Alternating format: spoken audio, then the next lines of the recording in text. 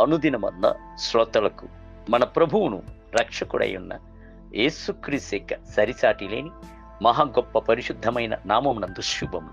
నేడు 2025 సంవత్సరము నవంబర్ మాసము 5వ తారీఖు బుధవారం నాటి ధ్యానాంశము. తీర్మానించుడి. 17వ కీర్తన 3వ వచనమందు, నా నోటి మాట చేత నేను అతిక్రమింపకుండునట్లు తీర్మానించి తిని.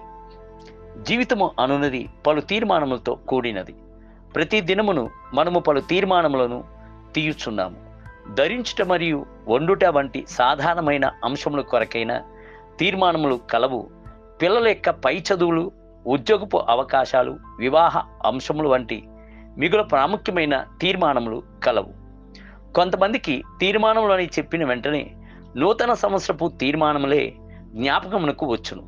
పాత సంవత్సరమును ముగించుటకు ముందే తొందరగా, ప్రభువా, నూతన సంవత్సరం నందు నీవు నన్ను ఆశీర్వదించినట్లు నేను సరిగ్గా బైబిల్ గ్రంథమును చదివేదను, కుదురుగా ప్రార్థన చేసేదను, క్రమముగా ఆలయమునకు వెళ్ళేదను అని చెప్పి కొన్ని దినముల్లోగా ఆ సంగతిని గాలిలోనికి ఎగరవేయుచున్నాము.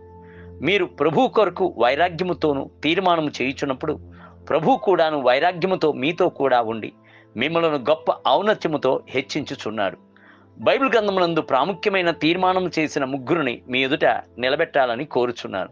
మొదటిగా యాకోబు యొక్క తీర్మానం. అది 10వ వంతును చెల్లించదును అని ఆయన చెప్పుచున్న తీర్మానం. తీర్మానము చేయుటకు ముందుగా ప్రభు వద్ద ఒక షరతును ఉంచి యాకోబు ఇలా చెప్పుటను చూడుడి. దేవుడు నాకు తోడయుండి నేను వెళ్ళుచున్న ఈ మార్గంలో నన్ను కాపాడి తినుటకు ఆహారమును ధరించుకొనుటకు వస్త్రములు నాకు దయచేసి నేను తిరిగి నా తండ్రి ఇంటికి క్షేమముగా వచ్చునట్లు దేవుడు నాకు తోడై ఉండిన ఎడల యెహోవా నాకు దేవుడై ఉండును. స్తంభముగా నేను నిలబెట్టిన ఈ రాయి దేవుని మందిరమగును. మరియు నీవు నాకిచ్చు యావత్తులో 10వ వంతును నిశ్చయముగా నీకు చెల్లించదును అని చెప్పి మ్రొక్కుకొనెను. ఆదికాండము 28వ అధ్యాయము 20 మొదలుకొని 20 వచనములు. అయితే మనము ప్రభువునకు కానుకలను ఇచ్చుటకు తీర్మానించుచున్నప్పుడు షరతులు ఏమీ పెట్టకియే దేవుని ప్రేమ చేత ఆకర్షింపబడి ఆయనకు 10వ వంతును చెల్లించవలెను. ఆ విధముగా ఇచ్చుచున్నప్పుడు మలాకీ గ్రంథము 3వ అధ్యాయము 10వ వచనమందు వాగ్దానము చేసినట్లుగానే ఆకాశం యొక్క వాక్యములను తెరచి పట్టజాలనంతగా ప్రభు ఆశీర్వదించును. రెండవదిగా దావీదు వలె లేఖన వచనములను పఠించెదను, ధ్యానించెదను, దాని చొప్పున జరిగించెదను అని తీర్మానించుడి. నీ ఆజ్ఞలు నేను ధ్యానించెదను, నీ త్రోవలను మన్నించెదను, నీ కట్టలను బట్టి నేను హర్షించెదను, నీ వాక్యము నేను మరొక యుందును. కీర్తన గ్రంథము 119వ అధ్యాయము 15 మరియు 16 వచనములు.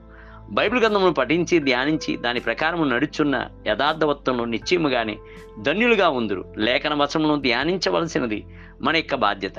3వ తీర్మానము దానియేలు యొక్క తీర్మానం. పరిశుద్ధ జీవితము కొరకైన తీర్మానం. రాజు భుజించు భోజనమును పానము చేయు ద్రాక్షారసమును పుచ్చుకొని తను అపవిత్రపరచుకొనకూడదని దానియేలు ఉద్దేశించి తన హృదయం నందు తీర్మానించుకొను. దానియేలు గ్రంథం 1వ అధ్యాయము 8వ వచనం. దేవుని బిడ్డలారా, మీ యొక్క తీర్మానములు ఏమిటి? క్రీస్తును ప్రేమించు విషయమును గూర్చి, ఆయన పరిచర్య చేయుటను గూర్చి తీర్మానము చేసి ప్రభువును సమీపించి జీవించుడి. నేటి ధ్యానమునకై నీవు దేవునికి మొక్కుబడి చేసుకున్నెల్లా దాన్ని చెల్లించుటకు ఆలస్యము చేయకుము. బుద్ధిహీనుల యందు ఆయనకిష్టము లేదు. నీవు మొక్కుకున్న దాన్ని చెల్లించుము. ప్రసంగి గ్రంథము 5వ అధ్యాయము 4 మరియు 5 వచనములు. నేటి వేద పఠనము ఉదయం ఇర్మియా గ్రంథము 34, 35 మరియు 36 అధ్యాయములు. సాయంత్రము హెబ్రీయులకు రాసిన పత్రిక 2వ అధ్యాయం. ప్రభువు మిమ్ములను దీవించునుగాక. ఆమేన్.